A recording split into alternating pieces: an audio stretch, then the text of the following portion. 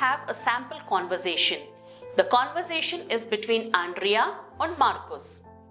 So Andrea says, Guten Tag, wie geht es dir?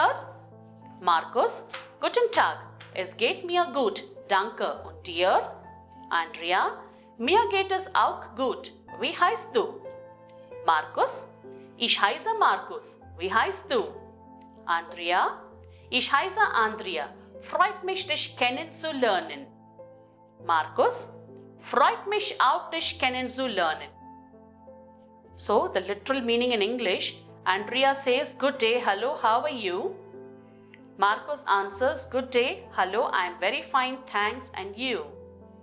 Andrea's reply, I am fine, what's your name? Markus says, my name is Markus, what is your name? Andrea replies, I am Andrea, nice to meet you. Markus too says, nice to meet you too.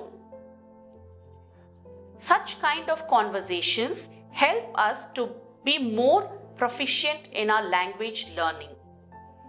Start conversing with your friends, frame up some questions, introduce yourself in your peer group, ask them some questions to gather more information so that you will be very proficient in your German language. Happy learning, have fun.